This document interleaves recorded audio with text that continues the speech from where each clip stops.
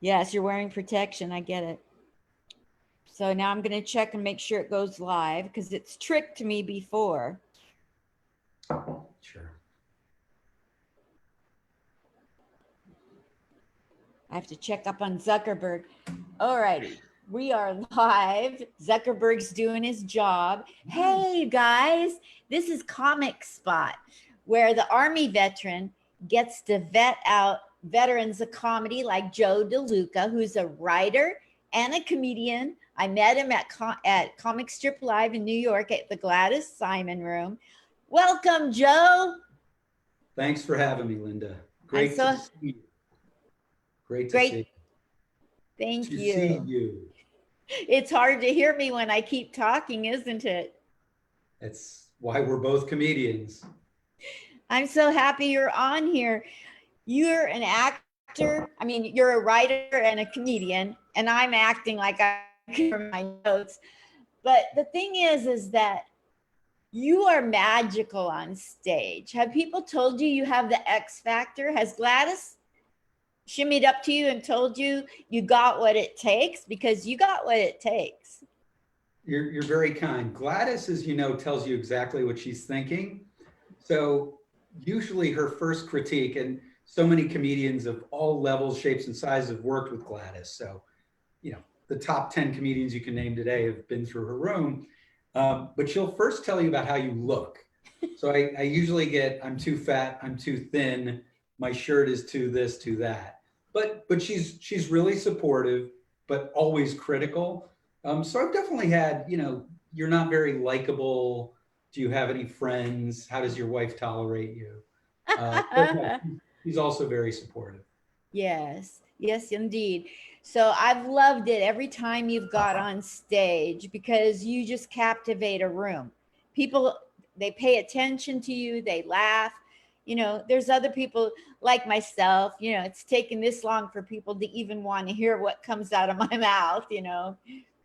And you had what it took when I first saw you like 3 years ago.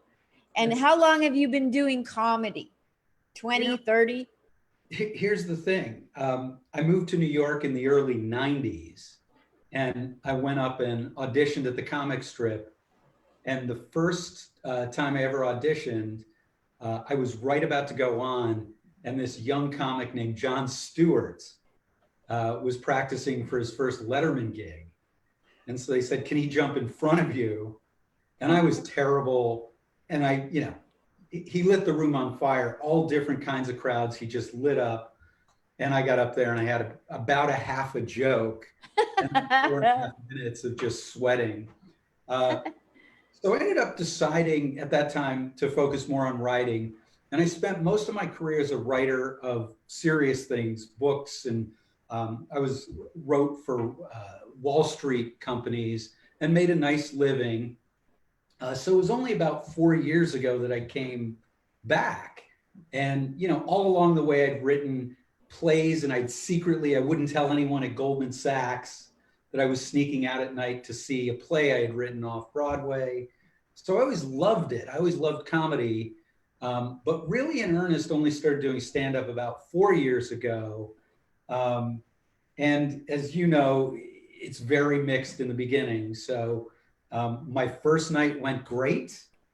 I I got the bug. And then my second night was a train wreck. And, you know, it's taken me about 4 years to get where I can show up on most stages and feel okay. But I am by no means, I'm still a work in progress. Oh Uh, wow, I didn't know your backstory. I had assumed that you it was comedy all along. Always loved it. You know, in high school, I wrote cartoons and jokes and funny columns for my school paper. So I was always kind of like the funny writing, um, but was never I always like to give jokes to other people. I'm like your friend George Saltz, where Mhm. if I see you do a set, you'll come off and I'll say, hey, try sweetening this joke. All the young comics hate it. They look at me like, well, this is a competition. Why would you possibly give me a joke? Whereas comics my age and up tend to say, yeah, I'll take a look. And, you know, 9 out of 10 times it's not their voice, but once in a while people like it. Yes. Somebody handed me a really good tag the other night, and I used it after a joke, and the tag killed. The tag was just dynamite, and I was like, wow, I'll take any help I can get. That's the question. Were you happy or sad that it worked better than the joke? Well, the person that got me the gig was the one that said, I'm going to tape you, and if it's no good, we can just delete the tape that night. And I thought, oh, challenge accepted. I'm going to kill. And he goes, and so here's a tag if you want to try it. I knew the tag was dynamite, right? But I wasn't going to tell him because I had something up my sleeve. So I delivered the joke, and then I looked him dead in the eyes while he's filming me off to the side and delivered the tag while I'm staring in his eyes. And the whole place is busting up at his tag while I'm staring at him while I'm filming it. It was so fun. That's I like playing good. with, I like, me, I don't really do things like the normal way. I have to think of a creative way to do it. Good self-promotion as well, right? Yeah. The Just a promoter second. has to do it. I'm unplugged. That should work. So that was fun. Yeah, I didn't feel bad. I was out to prove that he was going to videotape me and he was not going to delete the video. Oh, are you kidding me? Right. Thanks No, a lot. brilliant. So you grew up where? Because you said you came to New York in the 90s. So where'd you come from? Are you a military? You're a veteran, correct? So you Yes. moved around. My dad was ex-Navy, and my mother was an Army and then Air Force brat. So they were both, they moved and they didn't think anything of it.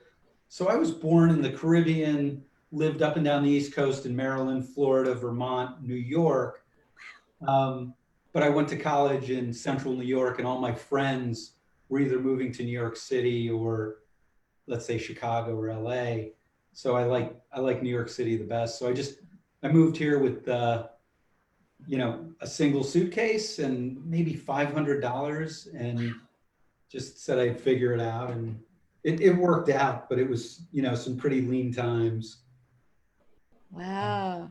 And so you were, what was the reason that you went from college? You worked at Goldman Sachs? Yeah. So I was a funny major in college. I was something called agricultural economics. Whoa. So they were training me to run the business of a farm.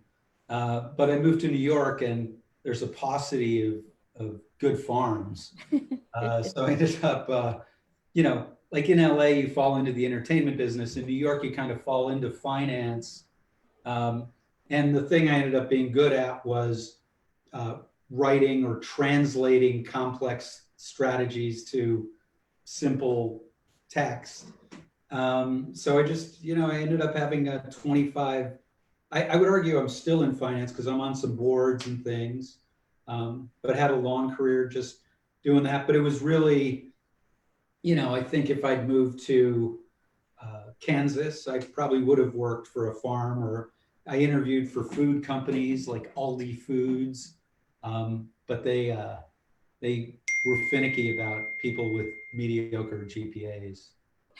Mediocre GPAs. Oh my gosh. So you said that you wrote off-Broadway plays. Yeah. Are you allowed to tell me which ones, or would you have to kill me after? No, for anyone who wants to, it'd be tough to see one. You'd have to produce it yourself. But in the, I guess, early 2000s, there were a bunch of these little off-Broadway theaters like the Love Creek Theater, the Riant, there were dozens of them. And one I wrote was called Still Life with Jackass. And it was a 15-page or 20-page short play. And you'd go up in these nights where they might have 3 short plays, and they'd usually have a famous Broadway writer, and then maybe a mid-level, and then a schmuck, and I would be the schmuck. So, I wrote a couple of short plays like that, that, was terrifically fun. As you guess, the quality of actors at that level determines how well comedy goes off. So I had one play where I don't think the lead actor knew it was a comedy. And, it was painful to watch. And then I had them where what I wrote was not half as funny as what the actors did. But it's really great when you have a day job. That was like a nice, nighttime diversion. You go meet with the directors, and then again, when the plays would air, you get, your mailman, anybody you saw on the street to come see your play. Not that different from going to open mics, right? Where you'd say, "Hey, Bob, you once said if I ever did a stand-up show, you'd like to go." Well, it's tonight. And they'd always say, "No, can we do it on Christmas Eve? That's when I'm," like, this. People will always say, "I'd like to see you do stand-up on Friday in Midtown." They don't even know if Sinbad can command that kind of, he might have to book a room. Oh my gosh. Well? What? You find that as well, that your friends will say, "Hey, I'm in town tonight. Can you get up at the Yes. Gotham Comedy Club for the 8 o'clock show?" And I'd have to say, "Well, it's Jerry Seinfeld tonight, but I'm sure I could bump him." Yes, I do find that to be the case. People are so funny. They're like, "I'm coming on the 14th to Vegas. I really like the Jimmy Kimmel Comedy Club." And I'm like, "Well, have you ever heard of the Thunderbird Inn Boutique Hotel and Casino?" No? That's where the real laughter is. Exactly. And it's 20 feet from my doorstep. So who's winning now? Right. So, what was your favorite thing that ever happened off Broadway? Off Broadway. Yeah. I did a show where it's a silly thing, but the character's supposed to be a loser. It was autobiographical. And he was singing along. He was just sitting watching TV and singing along to the theme to the show, Good Times. Wow. And the audience started singing the lyrics to the show. I just thought that was a cool moment, that we all suddenly were excited about singing the lyrics to the show, Good Times. That's super. I love it when an audience gels in that moment. It's like I don't know, it's like a superpower when a room full of people watching comedy or a play all become one unit. Yeah. Isn't that cool? It's why live, you can't convey in a Netflix comedy special how great live comedy is. Certainly, I've never seen anything capture how great improv comedy is, right? I think it's fun to go to see Second City in Chicago, but on TV, you're just like, well, it just seems not as good as scripted comedy to me. Yes. Have you done a lot of improv yourself? Not really. I guess, you'd have to go back to high school, or, there are nights, for example, you and I have worked the comic strip where you'll walk out, especially because I do late night sets. So there's a group of comedians that'll do sets after the main show from like 10 to 11:30. And you'll just walk out and there'll be 7 people left in the audience. They're all from one family. They might be coworkers. One night I went out and there were just 7 guys with leaf blowers sitting in the audience.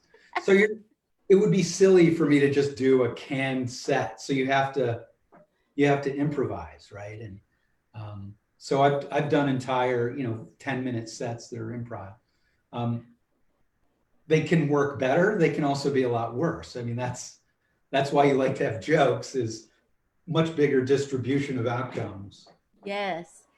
And so, speaking of doing stand-up, not just at Comic Strip Live, what in all your stand-up that you've done, what was your favorite or couple favorite moments? What club, what scenario happened?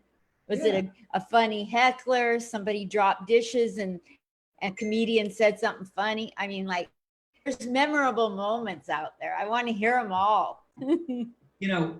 Favorite, I've done a couple of corporate gigs because I was a corporate guy. So I kind of know how to balance being funny with not destroying the stock value of a company. Uh, so I did really large corporate gigs for the old chemical bank when I was an aspiring comedian in the 90s. Um, Recently, I did a corporate gig with a very funny group of comedians, Peter Stewart and Wow. Brian McKenna and Jim Wallace, for a big investment firm. We did their Christmas party, and it was fantastic. These people were so happy to be there. And I think we all knew enough about the firm to cater the jokes. That was exciting. Um, I personally was really excited when, various comedy clubs pass you. So they'll say, you can be a regular and come by. Um, and one of the guys who still does that is Richie Tinkin, who owns the comic strip. And I got really excited the night I auditioned, and he said, all right, if you want to, you can come by and do the late night. And it doesn't sound like much, but it was a milestone for a guy, Yeah. in his 40s. Yes, And that's a then, big deal. yeah, in terms of strange things that happen, um, I did have the night that I was making my tape for a comedy festival. I had my best set. I did a great job that night, got big laughs. It was maybe a 10-minute set. And somebody was very kind, capable person was taping it for me. Right in the middle of my set, right by the camera, a busboy spilled an entire tub of glasses.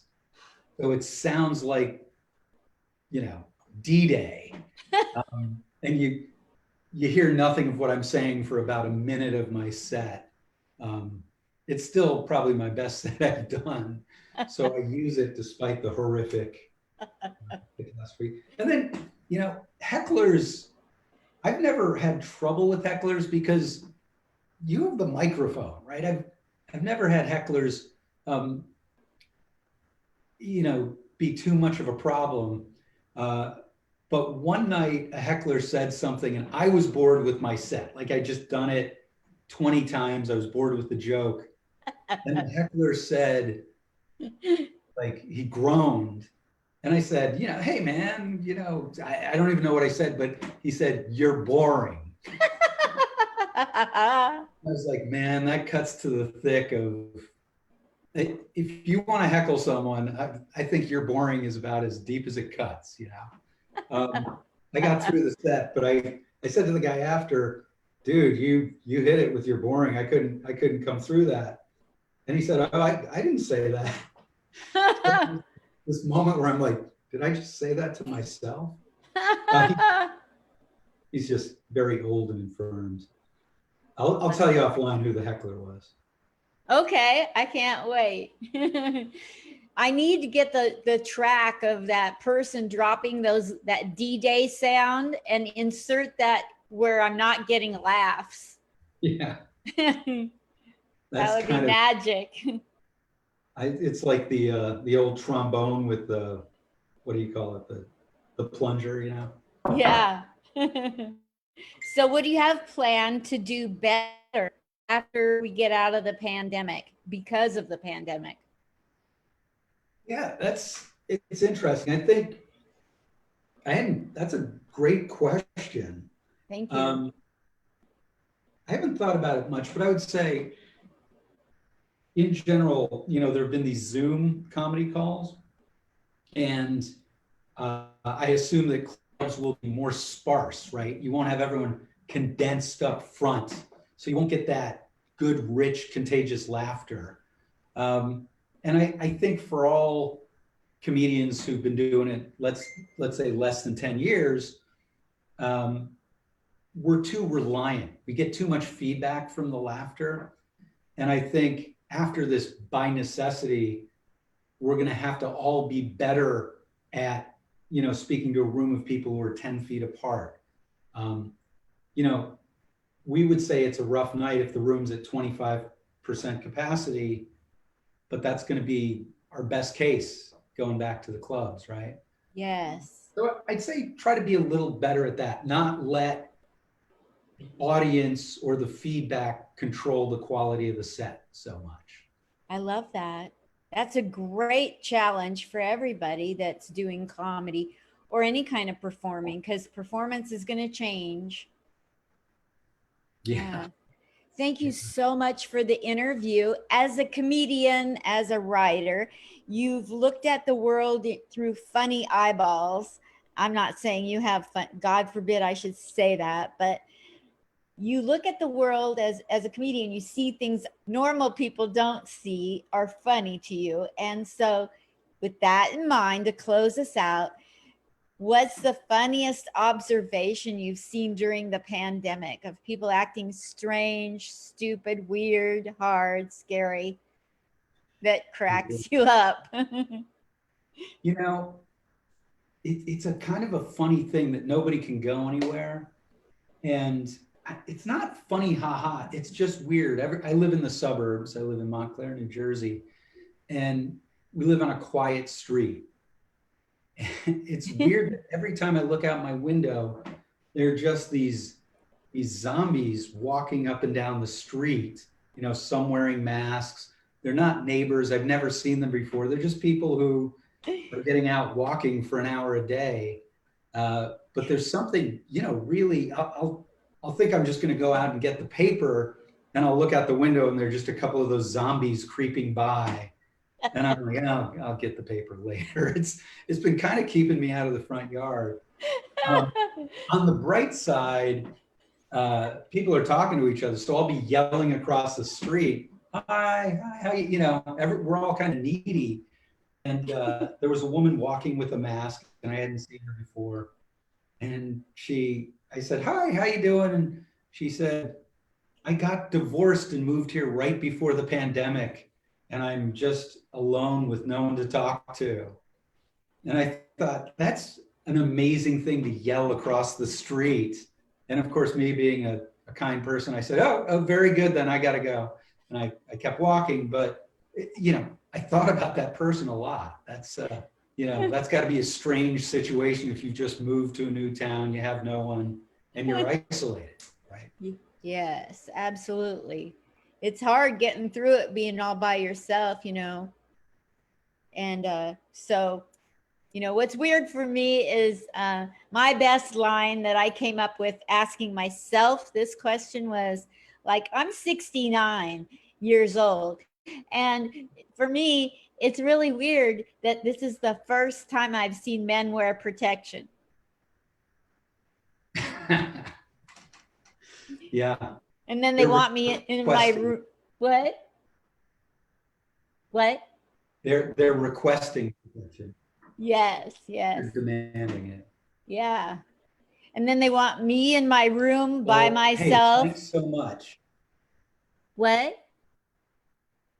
I just said thanks so much. Yes. Thank you so much. I think our connection is unstable. I think I'm unstable too. I have something in common with it. It's been wonky. I'm going to let you go. You look cute up front. I like that. That's why I did it. Tell your wife hello.